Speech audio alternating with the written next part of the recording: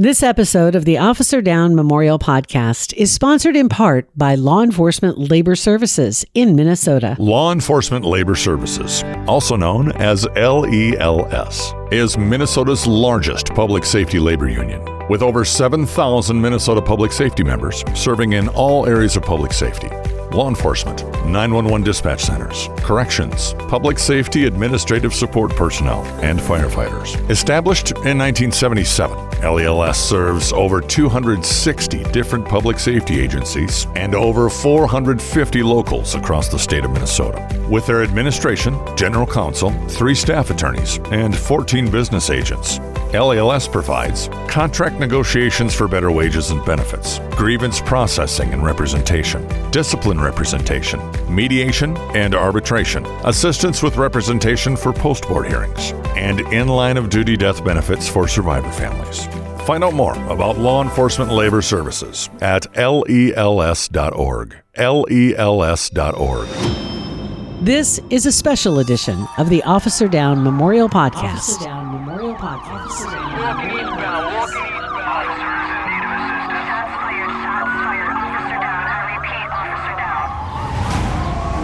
Hi, everyone. This is Scott. Thanks for joining us. Police Week is coming up, and May 15th is National Law Enforcement Memorial Day. So I wanted to take some time to introduce you to COPS, which is the Concerns of Police Survivors. This organization's been around since 1984, and it provides many resources for law enforcement. Now, I always thought of them as the primary national organization for supporting fallen officer survivor families, but I learned in this interview that they really do much, much more than that, including planning for agencies and officer families to help them prepare ahead of time in the event that they lose a hero. Also, support programs for agencies, for families, wellness programs for agencies, for cops, for dispatchers, for chaplains, or really for everyone involved in law enforcement.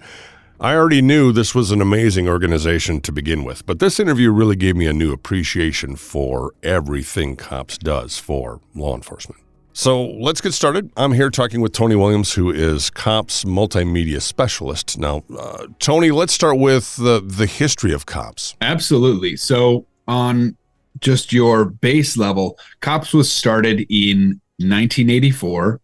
We had about 110 survivors at that point. Now, to give you some perspective on that, we're at about 67,000 survivors today. Holy okay, wait. So in the beginning, it was how many? 110. And fast forward to now, you have 67,000. Yes. Wow. Okay. That's incredible. Growing by the moment. I just having worked at COPS for a little while, I would expect us to be somewhere around 70,000 by the end of the year. Just at the rate we're going.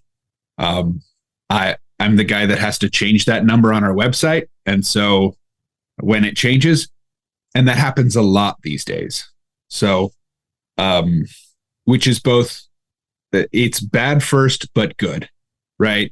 Because it's terrible that these families have to be in this situation at all, and these coworkers have to be in these situations at all. But if these survivors have to lose a family member, have to have a family member die in the line of duty, I'm glad that we're able to be there for them. Oh, absolutely. So when you talk about supporting survivor members, what does that include? That includes immediate family? Yeah. So that includes a huge list. And so we're gonna sort of shorten it a little bit. So we'll think of the immediate family, your spouses, your kids, your siblings, your parents, but also you've got fiancés and significant others.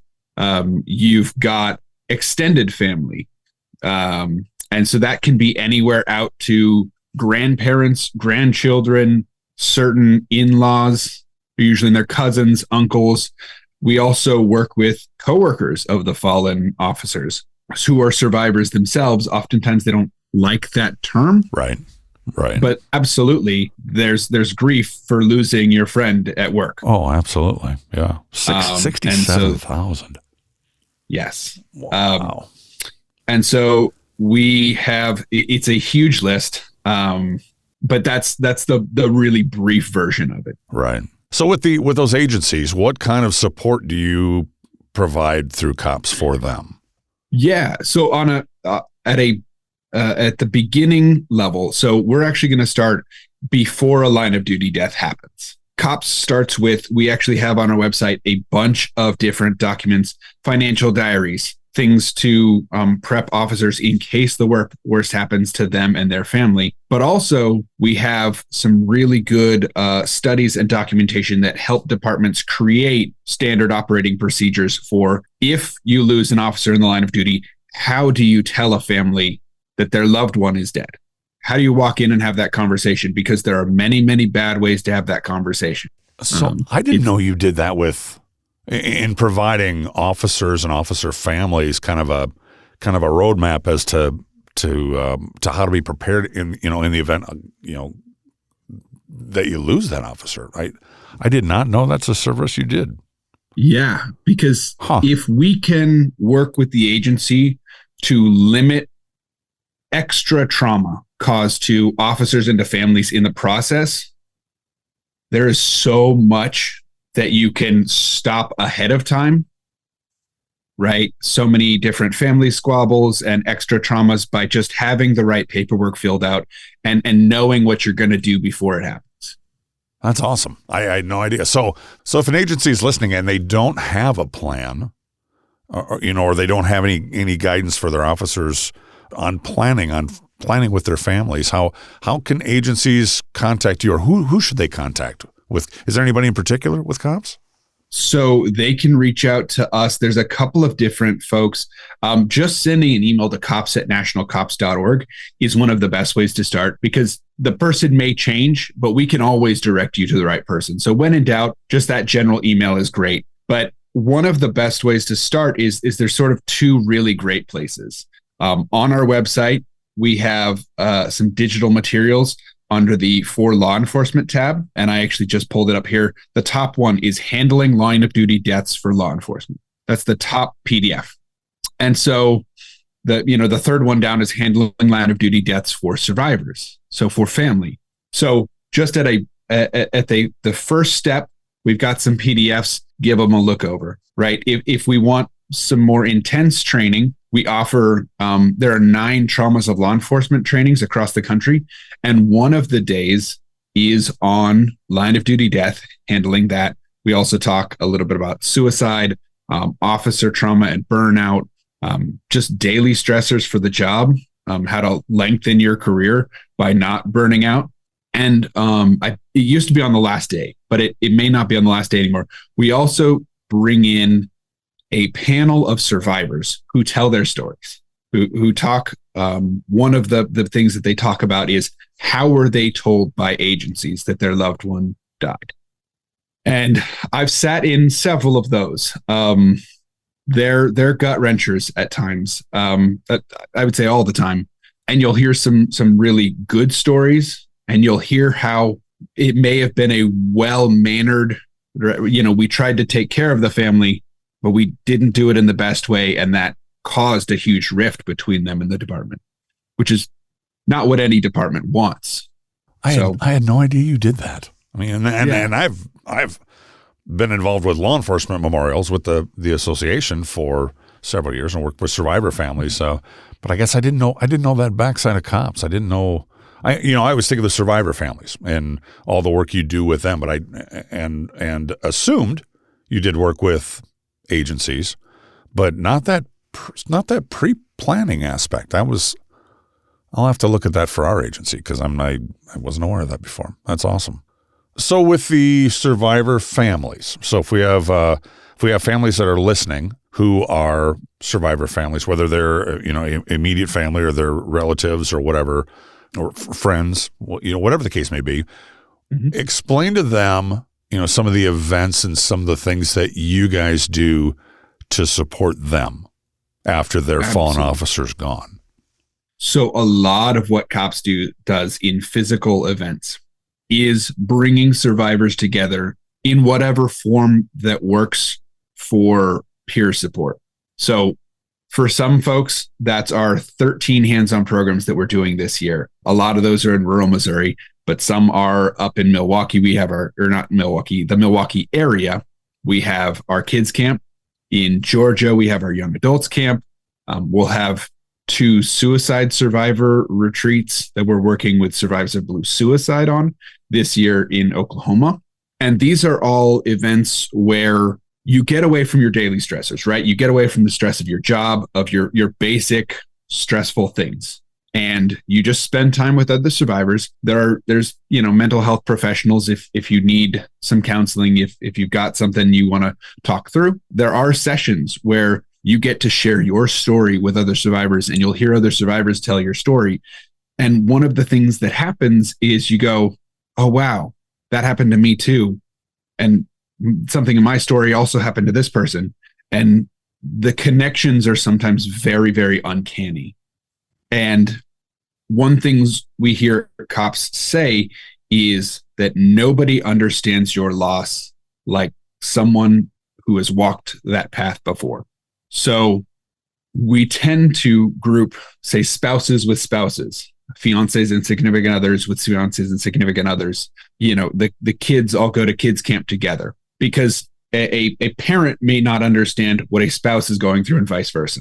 And a sibling may not understand the other groups.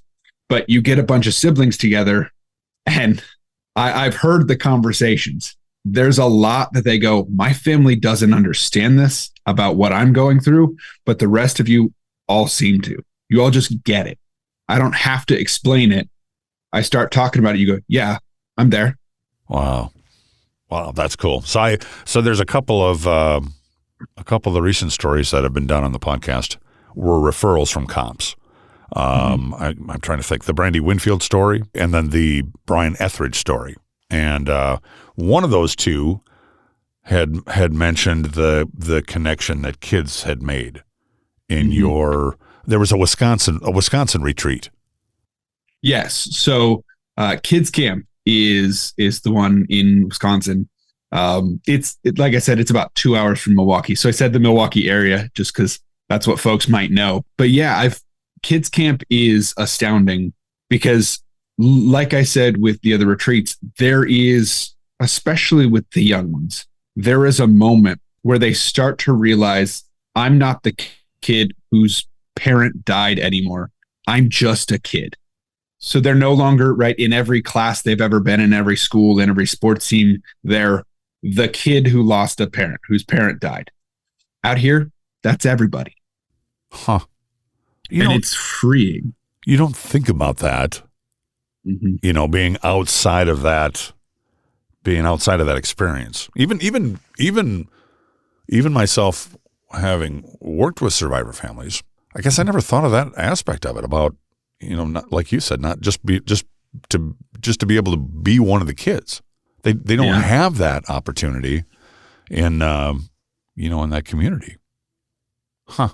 That's a different aspect of it too. So when you say 13 hands-on, so is it typically every month, or do you do a certain number every quarter, or how does that work? Or does it just so happen to be a number?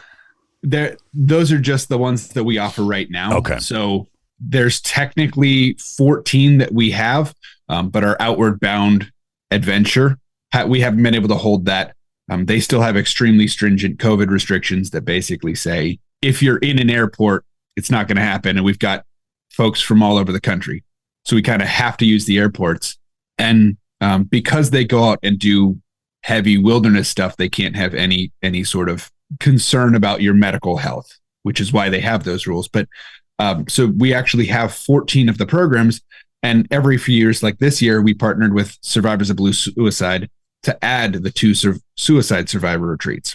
So we're constantly, as we see needs arise and as we get the ability to do so, because, we're a maybe 30-person staff. I think it's closer to like 28 right now. But we're under 30 people at our national staff doing all of this. At some point, we run out of bandwidth to do everything, but we do as much as we can. And, when things are going well, we can add more. And so we're constantly adding more. I think in the last 10 years, we've added, I think 5, because coworkers, I think was 2014. We've done coworkers for couples, spouses for couples, and then 2 suicide survivor retreats. So, and maybe even young adults camp in that. So it could be 6, but we've added a bunch in just the last 10 years. And I can see the need for concerns of police survivors is not going away. No, not anytime soon, unfortunately. So I imagine that number is going to continue to increase. But yeah, we also do 2 cops walks. Those are 25-mile walks split up over 2 days. Wait, where do you do that? 25-mile walk? Yeah. So we have one in Harpers Ferry, West Virginia. Okay. And then we have one, it moves around a little bit, but it's right outside of, it's normally in the like suburb areas outside of Phoenix. So I think this last year was in Bullseye, Arizona. And those are a different atmosphere because you're outside walking, right?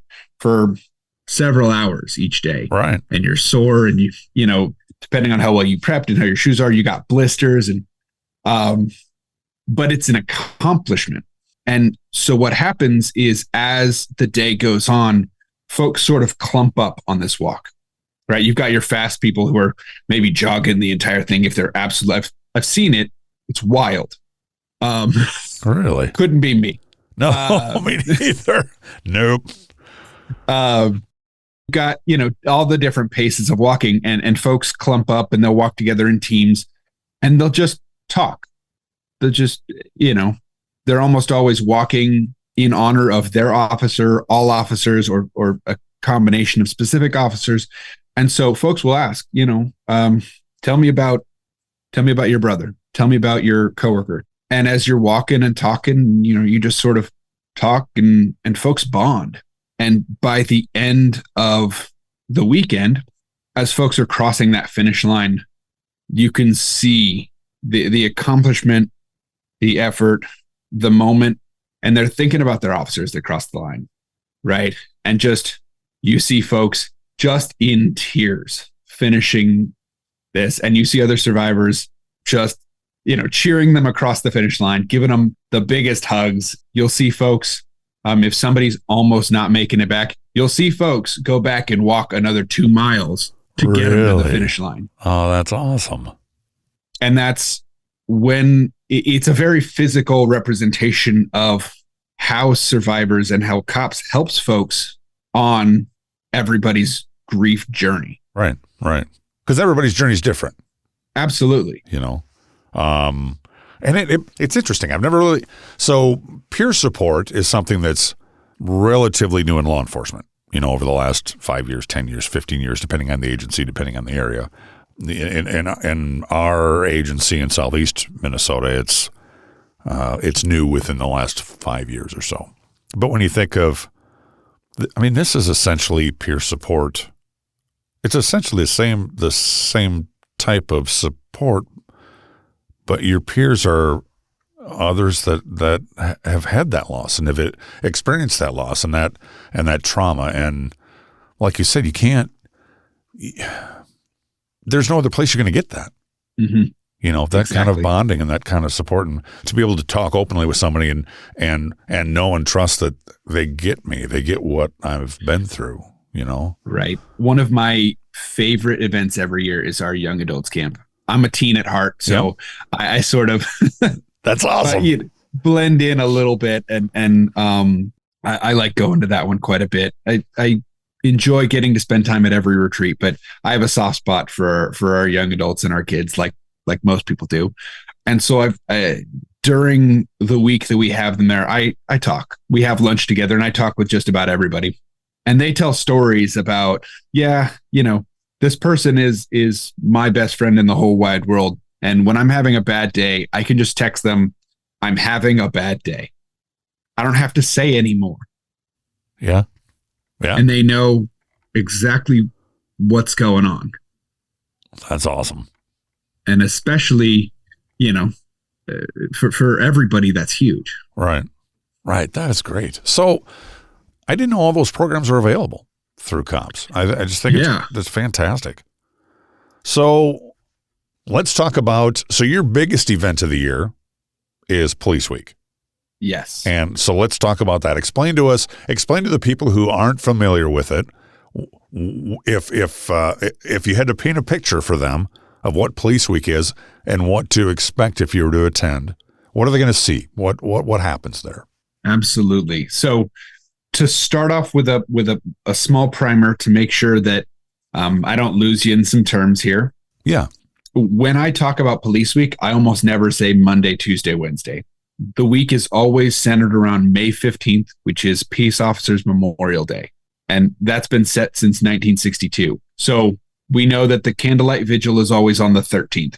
Whatever day of the week that is, it's always the 13th. We know that our conference is always on the 14th and the 16th. So I'll talk about the number days. The number. Okay, I understand. Yep. Instead of Monday, Tuesday, Wednesday. Right. Because if I were to try to do that, I'd get all sorts of mixed up because it's different every year. The 15th is your big day, right? That's kind of the last big day of that event, or the 3-day event, right? Or the not exactly. No. Okay. So the 15th is, I would say, one of probably the biggest attended event. Absolutely. We have our conference is actually 2 days sandwiched around. So we actually have, so for us, Police Week is the 11th through the 17th, with 11th being an early arrival day, and we get folks into DC. So surviving families will fly, surviving families and coworkers will fly into DC. They'll be met at their gates at Reagan National Airport with an honor guard. Surviving families generally know this, but you can see, I've been there when the honor guards have met families. And it's one thing knowing that you're going to walk into an honor guard, and it's another thing actually walking into the honor guard. Super emotional. Absolutely. Right. And then those officers will take those families, get them loaded on buses where they need to go to whichever hotel they're at, make sure they get sent off in the right direction. And then they'll meet up with another family and bring them in. Those buses, I don't know that we're doing this year, but in previous years, those buses have actually, Alexandria PD and Metro PD have shut down entire roads for our buses to get through DC to hotels. So how many people are we talking generally? So survivors, the last number I remember was about 9,000 survivors at Police Week, or at that are registered through COPS, depending on the event. So your Peace Officers Memorial Service will have somewhere around, and it may be bigger this year, I haven't heard a more recent number, somewhere around 40,000 folks attending. Oh my, I had no idea it was that big. Yeah. So to kind of continue on the week, because I find it the easiest to do this chronologically. Right, absolutely. So that early arrival is the 11th. Folks are still arriving on the 12th. But there's a couple of different law enforcement bike rides that show up in the area on that day. You have Law Enforcement United, which rides in. They'll ride into Haynes Point this year. They donate their law enforcement officers and survivors, and they donate money to cops. And then there is Police Unity Tour that donates all of their proceeds to the National Law Enforcement Officers Memorial Fund. And they'll both have arrivals that day. And so there's a little bit of check-in and just basic sort of bookkeeping for the week, planning out, and taking a little bit of time to get settled in, because Police Week is so long and so heavy for a lot of folks. You kind of need a moment to gather yourself before you get going. The 13th is the Candlelight Vigil, which is, I would say, the most visually striking event of Police Week. So we're out on the National Mall.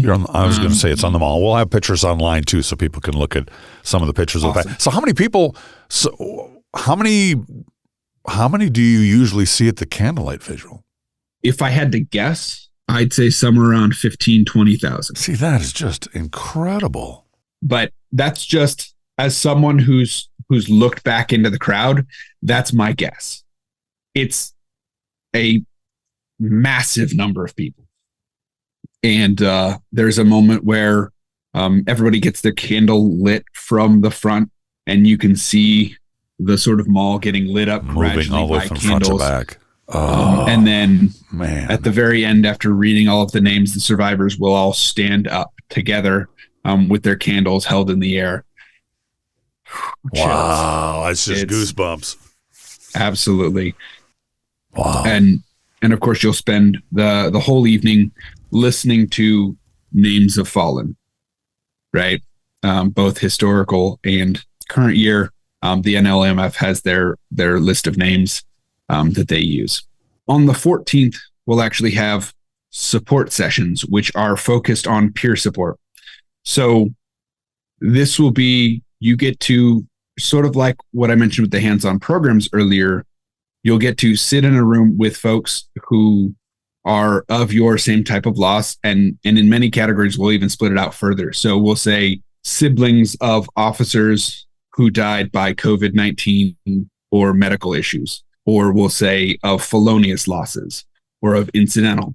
And we'll break them out even further so that when you're talking, it's as much the people who are going to get it as possible. And those are conversations facilitated by mental health professionals. So that if somebody is in crisis and does need some help, we've got somebody there, but they're not the focus of it. The focus is getting to, maybe for the first time, tell your story. There are several survivors that have shared with me that they did not have the ability to say the words until they were sitting in a group of survivors, listening to other stories, and then they found finally they could talk about it. I see. Yeah. Or they just feel comfortable because it's a peer. It's somebody who gets it, somebody who gets you, and what you've been through. And so then that leads us into, on the evening of the 14th, we have our Blue Honor Gala, which is sort of a night to celebrate, to spend time with each other, to honor officers, but also celebrate their lives and dance and do that sort of stuff. That is one of the few not free events of the week. So that is one you have to buy a ticket for. Yep. But then we lead into the 15th, the Peace Officers Memorial Day. And all of survivors are lined up and then put on buses and taken to the west front lawn of the U.S. Capitol. And they're escorted in. And then it's a long day. Some days it's a very rainy day. Sometimes it's a very hot day. It's almost never that perfect. Right. Right. And you're sitting there for 4 or 5 hours as every name is read on the FOP's Honor Roll of Heroes. And a member of each family gets to place a flower in, I think they'll have 2 wreaths this year in a wreath. And those wreaths will then be taken after that ceremony to the National Law Enforcement Officers Memorial Wall, placed there, and there'll be buses to that event. And then there is an honor guard that stays with those wreaths. I believe it's till midnight. It might be 24 hours, but they stay with them. And then after that, the wreaths will come and reside at the Washington Hilton, which is our host hotel, for the final day of our National Police Survivors Conference. And on that day is when we have more of the classes. So that's where we talk about things that we know survivors, families, and coworkers are going to face. So how do you, if you are law enforcement administration, what sort of challenges are you going through? How do you grieve? Because that's a little bit different than how, say, a non-administrative officer has to grieve, or a non-administrative officer has to grieve, just because maybe you have everybody looking at you. How do you deal with trial support?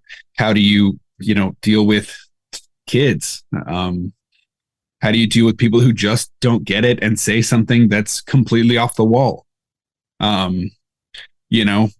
We hear stories of survivors who are talking about their loved one dying in the line of duty, and someone responds with, "Oh, I understand. I lost my dog." That's not the same. And until you're in that scenario, or until someone talks to you about it, you never think someone's going to say that, because it's not the same. And folks are trying to be helpful in relating, but it's not relating. Is that so? That's day 16. Is that the day after? That's the 16th. That's the 16th. Yes. Okay. And we end that evening with the Blue Family Barbecue. It's sort of a kickoff night where at the end of the week we have face painting and balloon animals and barbecue for everybody, and a dance floor. And just the kids especially go crazy a little bit. And it's just a fun night it's been stressful. Let's just have some fun. Right. And 17th is departure day. So 17th, everybody sort of packs up and goes home. Wow. I had no idea. I did. When you think of from the outside looking in, if you're familiar with Police Week, if you've been to some of the state memorials, for example, the memorial we do in Minnesota is always on the 15th, 14th and 15th, and we do it at the state capitol. But you do so many different things for these survivor families, for these agencies, so many behind the scenes, just addressing issues and concerns and challenges that people just don't think about. That's huge. I had no idea. I had no idea you did all that. So if you're a law enforcement officer, not necessarily from an agency who's lost one, but just someone who wants to go and represent and respect and honor the fallen, what's your recommendation to them as far as hotel, as far as accommodations? How do they when you have that many people coming into that community, it's got to be tough to accommodate everybody. What's your recommendation to them? So my recommendation to them is that, to start off saying, it's probably going to be difficult. Police Week, the hotels tend to sell out very early. We get massive room blocks for our folks. Some folks will come in an Airbnb, or they'll get pretty much anything they can. Knowing DC a little bit, if you're going to the public events, a lot of this stuff, right, the National Mall, the Capitol, are around metro lines. So if you're coming in from out of the area, the best way, in my mind, would be to get a hotel kind of away from everything and use your Metro Pass and come in. Because the Metro line comes in right underneath the memorial. Basically, essentially, you can walk right up from the Metro line. Oh yeah, to the wall, to the law enforcement memorial wall and the museum, and yeah. So yeah, you're right. It does basically head right under the National Law Enforcement Officers memorial wall. So that's perfect, and that's within walking distance of the Capitol. I actually walked from point A to point B last year because it was kind of a nice day and we wanted to walk. Right. Right. I did it a couple of weeks ago. I was out there, and it's a great walk. And so that I think is one of the easiest ways, because you're not adding to traffic on the road that may delay survivors with buses. You're not dealing with maybe a shutting down the roads for survivors in buses. The Metro is always kind of busy, but it does run generally pretty reliably. Now, if they shut a section down for construction, it's a little bit harder for me to help you there. But, right. Understood. But those are generally in my recommendation.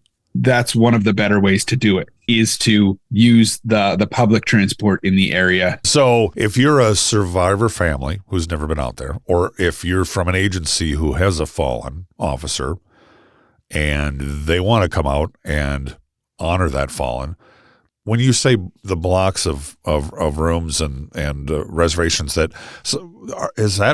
you do that for who are you doing that for? You do the survivor families, or I'm trying to figure out how that works. Yeah. So, and we're changing, it may change again next year, but this year, we actually changed the way we do that. Okay. In years past, we've just basically reserved all of the rooms, and then you register through us, tell us if you want a hotel, we book it for you.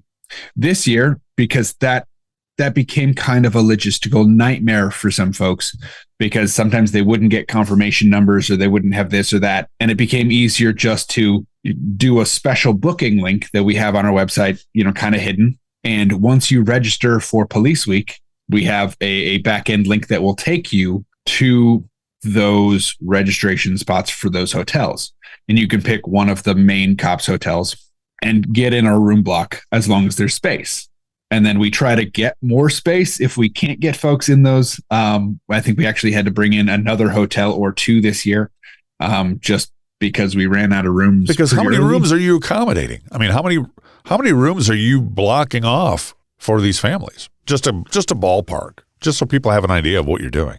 So I actually do not have that number. I'm not sure, but what I can tell you is I think it's something like 6 hotels is effectively what we have. Now, we don't have every room in the hotels, but we have a lot of rooms in each hotel. But I can see logistically how that could be incredibly challenging to make sure because you want to take care of everybody, and you don't want frustration. You want people to come and relax, and it's stressful enough the way it is, honoring their fallen and coming and remembering and getting with peers. But travel in DC or just getting around in DC can be challenging at best. Mm-hmm. So that's a big undertaking for you guys. Yeah. And we also we have a National Police Week app that COPS works on, NLEOMF works on, and FOP and the FOP auxiliary. We work on those all together. And that'll provide stuff like it'll link you to DC's Metro Rail website if you need to get places.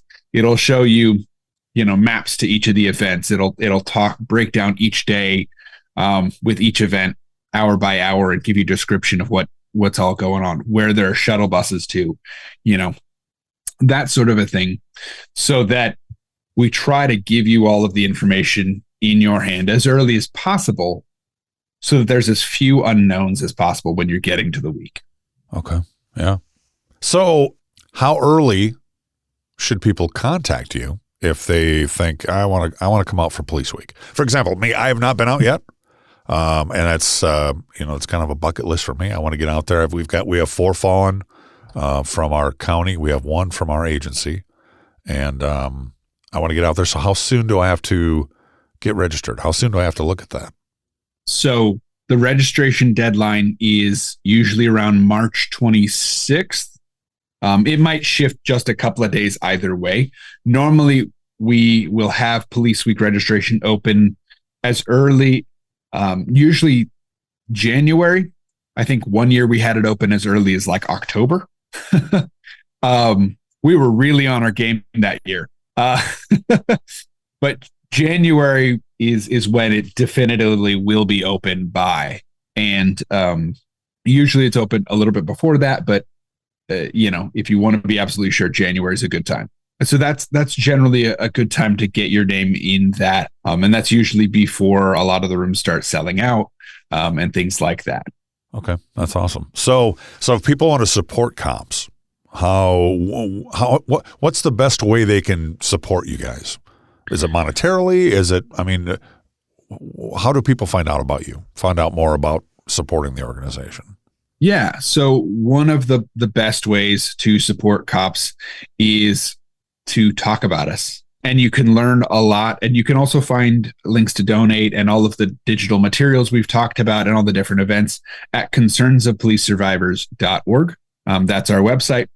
And donations are extremely helpful, but we understand not everybody can give donations. But every little bit helps, right? It's something like $50 for meals or $100 for meals at Police Week will help, a survivor basically get meals during the week. Those sorts of things. But beyond that, we find that a lot of agencies, right? You didn't know about all the things that we did before we started talking today. That's our biggest thing, is a lot of folks we can't help because they don't know about us. And I'm pretty involved. Between the Officer Down Memorial Podcast, between the Minnesota Law Enforcement Memorial Association and some of the legislative stuff I've been involved in, but I just didn't know. Unfortunately, I've never been on the side to where I've needed necessarily that support. I had no idea. Yeah. So a huge way of supporting is by letting folks know about us and by letting especially agencies know that these resources are here for them. And sometimes they need a little convincing that they actually need to go and fill out those financial diaries and do the SOPs. And because there is sometimes a stigma about, we don't talk about line of duty death because then it might happen. Right. Well, if you don't talk about it, when it happens, it's going to be bad. Right. Right. It's going to be, yeah, exactly. So you talked about some partners. Who are your main partners? If they're partners you want to mention for Police Week? It's just such a huge event. So part of our sort of boots on the ground team is the Fraternal Order of Police and Auxiliary. Okay. And the National Law Enforcement Officers Memorial Fund. They work with us. We work hand in hand all year round, every year, to make the logistics work, to get everybody coordinated, to make sure that we get as many surviving families represented accurately, and get as many officers honored the way they deserve to be. Right. Each That's year. Awesome. Yep. And it's a ton of work, and our friends work tirelessly to make it happen. Also in that, I would be foolish not to mention the Concerns of Police Survivors. We have 55 local chapters. So in each state, the first interaction some folks will have with Concerns of Police Survivors is when a local chapter member shows up to say, "Hey, I've been there. Let me grab your hand and I'll help you." Right. Right. And those folks are volunteers who do hundreds and hundreds of hours of work because they know what it's like. Yep. And they deserve as much recognition as anybody else. And during Police Week, they're helping us. They're with the families at Police Week, making sure they make it to events, making sure they're not, overwhelmed by too many things, making sure they can help in any way possible. And then, of course, we have some really big financial partners that make it all possible on our Concerns of Police Survivors side. So we've got our Streamlights, our Glock. Verizon helps us out as a peacekeeper sponsor. Off-Road United. We've got Justice Federal Credit Union, Relentless Defender. Those are just a sampling of some of the folks that help us put this week together and make sure that we as an organization can exist to help survivors. Okay, so what haven't we covered? The one big thing that COPS does that we didn't talk about today is our National Conference on Law Enforcement Wellness and Trauma. Yeah. Which I don't know how much you know about that one. No, I don't. So we hold a law enforcement wellness conference each year.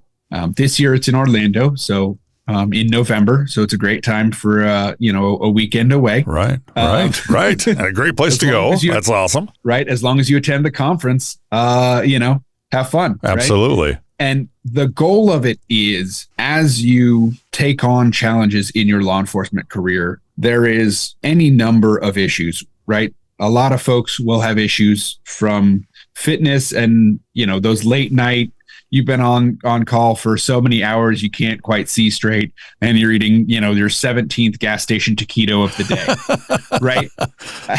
Right. How do you get from, gaining a belly? How do you sustainably keep yourself healthy? Right. How do you maybe, right. We had a class last year over the SOSA law. So administratively, or even just as part of a department, what's going on legislatively with suicide survivors being added to line of duty death? What's that breakdown? Okay. We break that down for you. We had a class last year, and we're actually doing a webinar on it here pretty soon. That is law enforcement skills that can kill your relationships, because sometimes officers are skeptical and aware and suspicious, and it keeps them alive on the streets. Right. But with your loved one, that's not great. Yeah. Yeah. And it can eat away at your relationships. Right. Right. All of these types of things we cover. I think last year we had something like 35 different topic categories, and we had a bunch of different classes throughout the weekend. Usually we try to get it some sort of certified so that folks in the area can get educational credits for it, or credits for training. Sometimes it's up to your department whether they honor that, but we do make an effort to make sure that that's something that you can take back home. You'll have at least a certificate or something that says, "Hey, I attended this and took these classes." And then it's also networking as well. So, and it is for everybody in law enforcement. There's stuff for dispatch. There's stuff for administration. There's stuff for folks doing patrol and beat. There's a little bit of everybody, peer support, chaplains, all have stuff there for them. So it really is about lengthening and strengthening the career of officers in the NAP. So what are the dates this year for that? So it's normally over a weekend. So the dates this year are check-in is November 9th and the conference ends November 12th. I didn't know you did that either. Right through the 12th. Yeah. November. We've got sort of it's goofy, but I like to think of us as a sort of a many-armed octopus. Right. You keep going, there's another arm. Where did this come from? Right. But officer wellness is such a huge thing right now. I mean, yes. You've got to have seen that. That's got to have really changed, even for the work that you guys do over the last several years, I'm assuming. Yeah. This last year we were in the Dallas area, and we had something like, I want to say it was 850 plus officers for the conference. Wow. Just for a couple of days. And it was life-changing. Wow. That's awesome. So where can people find out more about you, or how can they follow you? What social media are you on? So we're on just as many social medias as we can think of. The main ones: Facebook, Twitter, Instagram, LinkedIn. We've got a YouTube. Yeah, those are the big ones. So most of those places, we are at National Cops. The only one that you'll find us kind of different. YouTube's a little bit squirrely on usernames, and Instagram is concerns_of_police_survivors. Gotcha. Which is a mouthful and a half. But so they can follow you on any of those. So then the website is concernsofpolicesurvivors.org. .org. Okay. As important as Police Week is, one of the other things that is important are, as you kind of mentioned, those local memorials as well. So I would encourage folks, especially officers, but anybody who can't make it to maybe National Police Week, to maybe they can make it to their state memorial, or even if they can't do that, to do something in honor of Police Week, some way just across this nation to let survivors know we're there for them. There you go, everyone. Tony Williams from COPS. Thanks, Tony, for sharing your mission with us. If you'd like to learn more about COPS, maybe you're interested in supporting COPS, or maybe you're interested in taking advantage of some of their great programs for agencies or for families, we've put the website link in the story notes, so check it out. Also, we've shared some amazing photos from past Police Weeks in Washington, D.C. to give you a better idea of what Tony and I were talking about Police Week, about this incredibly humbling and powerful program that they organize each year in D.C. for fallen officer families. Also, as Tony said, please take the time to check out your state and local law enforcement memorial programs this month. And make sure you take the time to thank your local law enforcement for their service, for their sacrifice in your communities. These men and women need to hear our support now more than ever. Thanks for listening, everyone. We'll be back soon. Walking eastbound. Thank you for listening to this special edition of the Officer Down Memorial Podcast.